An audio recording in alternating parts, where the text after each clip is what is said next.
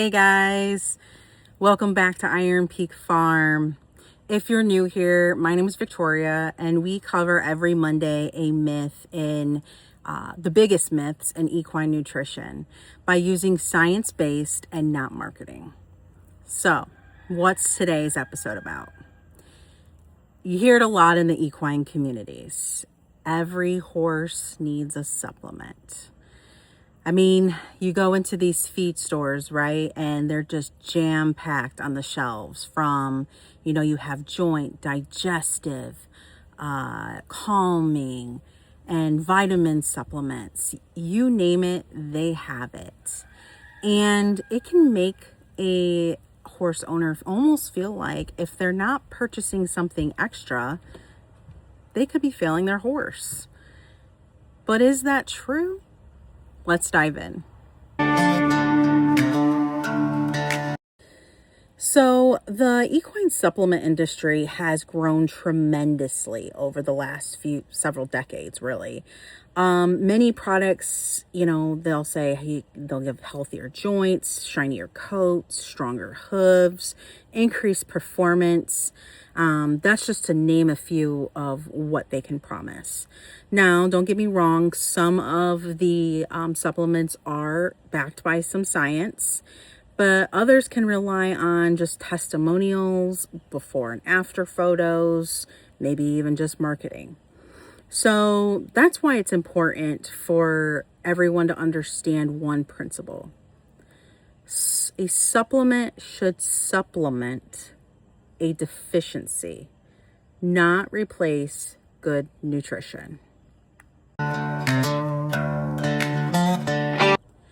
So at Iron Peak Farm, you'll hear me say this over and over and over again, but it is so true that forage is first. So hay or pasture should make up the majority of nearly every horse's diet. Once quality forage is established, the next question isn't what I need to supplement or what I should buy as a supplement. It should be, is my horse actually missing something within its current forage diet?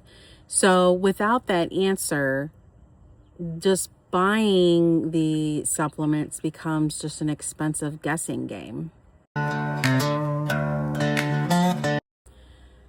Research actually consistently shows many horses that receive a balanced diet are already meeting their nutritional requirements.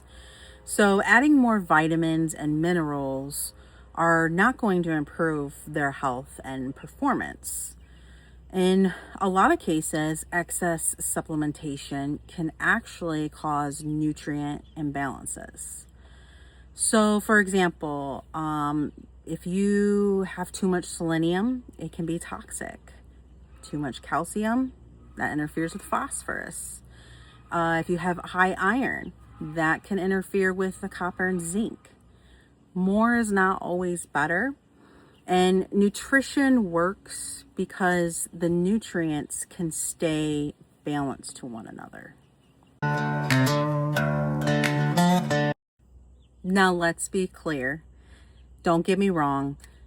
Supplementation absolutely does have a place. And there are instances where research supports their use. So for example, you have poor quality hay. You need the extra nutrients that it doesn't have. Performance horses that need that extra nutritional requirement. You have senior horses who tend to have their decline in digestive efficiency. If you have a horse that has a deficiency in minerals or vitamins. So these absolutely are examples where targeted supplementation can be a great use for people. But notice I said targeted, not go buy everything off the shelf.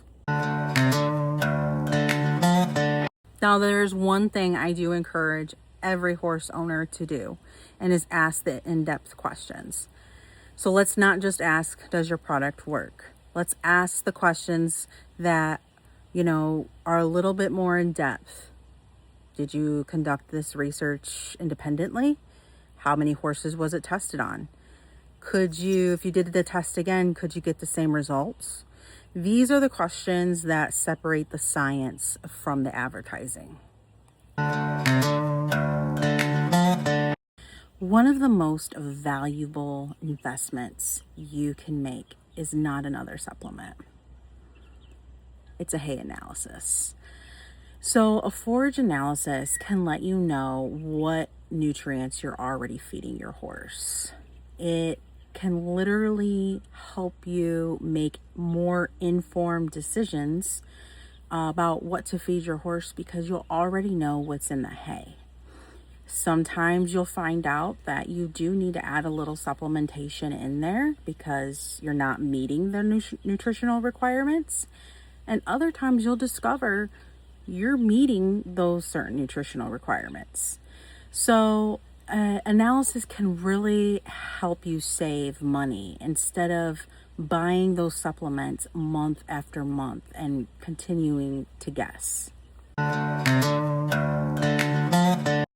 As I continue my education in equine nutrition, I'm always going to recommend the least complicated solution. So what that might look like is, forage quality, exercise management, veterinary care. We're going to do those things first to see if we can solve the problem.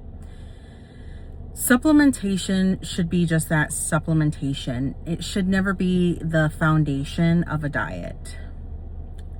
Now, every horse is different. It's an individual. Workload, health status, age, these all play a part in an existing diet. So that's why blanket recommendations rarely ever work for every horse.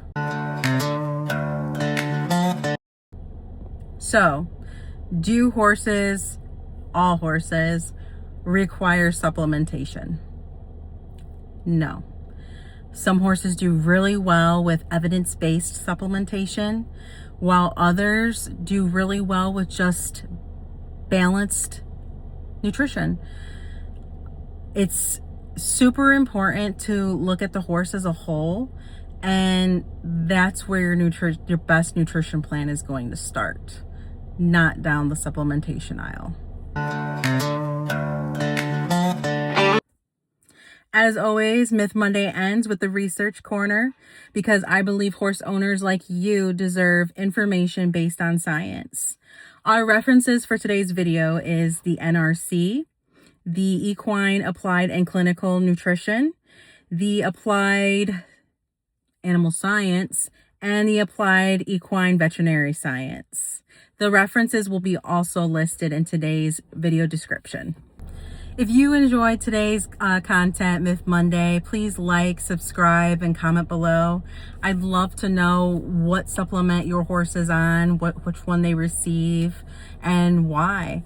As always, healthy horses start with a strong foundation driven by science-based evidence and not marketing. You guys have a great week. Why are you guys so loud? My God.